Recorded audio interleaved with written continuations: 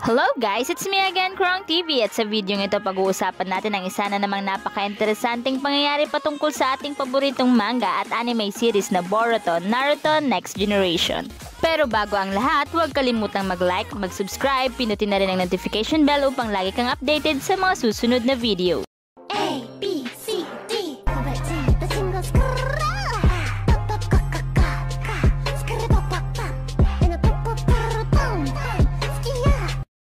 Sa video ito pag-uusapan natin ang mga ninja o mga shinobi na kinakatakutan nga ng 5 nations o yung mga 5 great shinobi countries.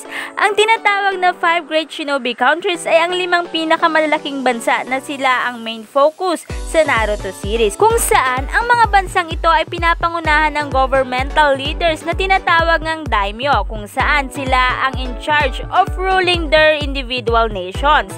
Ang mga bansang ito ay divided into equal continent upang magkaroon ng balanse ang shinobi world. At ito nga ay ang mga sumusunod: Land of Earth, kung saan ito ay nasa northwest; Land of Lightning, ito ay nasa northeast; Land of Water, ito ay nasa east; Land of Wind ay nasa southwest naman, at ang Land of Fire ang nasa center. Isunod nga or ibinase ang mga pangalan ng mga bansa sa kanilang dominant chakra nature ng bawat areas.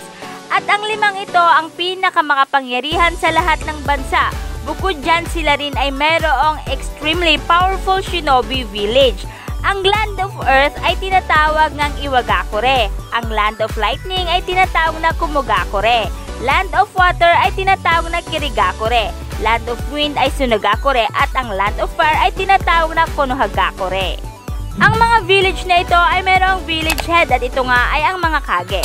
Pero sa 5 ito, sinasabing ang pinakamakapangyarihan at most influential ay ang Land of Fire na Shinobi Village. So nasabi ko nga kanina, ang 5 ito ay ang pinakamalalakas na bansa. Ngunit alam nyo ba guys, na ang mga bansang ito ay sa kabila ng kanilang kapangyarihan ay meron din silang kinakatakutan. At sa video ito, pag-uusapan natin yan. At ito nga guys, ang 10 shinobi na kinakatakutan ng 5 countries na ito. Number 10, ang Gold and Silver Brothers, o mas kilala sa tawag na Two Lights. Sila ang dalawang famous shinobi na mula sa Kumogakure, kung saan ang dalawang ito ay distant related sa Sage of Six Paths. Hindi man natin nakita ang kanilang tinatago at tinataglay na kapangyarihan, at ang nakita naman natin ay ang legendary tools ni Rikudo Sennin.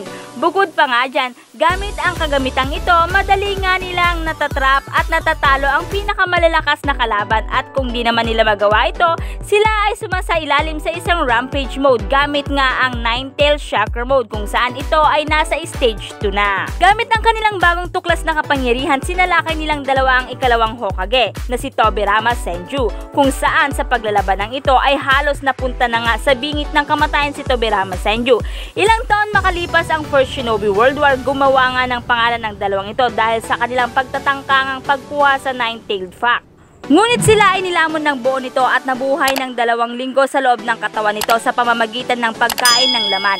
Dahil dito ay iniluwa sila nito at naiwan sa kanila ang large amount ng chakra, at nagkaroon nga sila ng kakayahan ng isang Jinchuriki. Ang ika-9 ay ang mga legendary Sannin. Ang legendary Sannin na ito ay sina Jiraiya, Orochimaru at Tsunade. Si Jiraiya, ang Third Sage, ay kilala bilang napakalakas na ninja ng Konoha, at siya ang nagtraining sa 3 greatest shinobi ng Shinobi World, at ito ay si Nagato, Minato at si Naruto Uzumaki. Ang susunod ay si Tsunade naman. Si Tsunade ay naging ika-5 Hokage ng Konoha. Siya ay isang medical ni na nagtataglay nga ng katakot-takot na lakas. And last ay si Orochimaru, isang exceptional shinobi na kilala bilang isa sa pinakamalakas na shinobi na nabuhay sa Shinobi World. Ang legendary Sannin ay nakilala noong silang 3 ang nakaligtas sa pagsalakay nga ni Hanzo. Dahil dito sila ay tinawag na legendary Sannin. Ito ay nangyari during Second Shinobi World War. Ang ika-8 naman ay ang ika-3 Kashikage. Hindi maitatangging siya ay nagtataglay ng napakalakas na kapangyarihan, at sinasabing siya ang pinakamalakas na Kashikage ng Suna.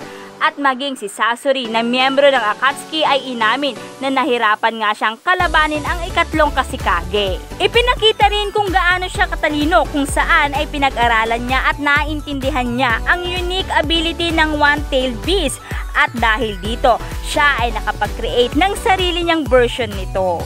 Ang ikapito ay si Fugaku Uchiha, isang leader ng Uchiha clan. Bilang isang Uchiha, siya ay nagtataglay ng strong chakra at kakaibang katalinuhan kung saan siya ay tinatawag na Wicked Eye Fugaku, kung saan ito ang dahilan kung bakit takot ang ibang ninja ng ibang nation sa kanya. Ang makaharap siya ay talagang nakakatakot na. Ang kanyang kakayahan ay advanced na maging si Itachi ay iniiwasan niyang kalabanin siya. Sinasabing si Fugaku ay ang pinakamagaling at pinakamatalinong security captain throughout the generation.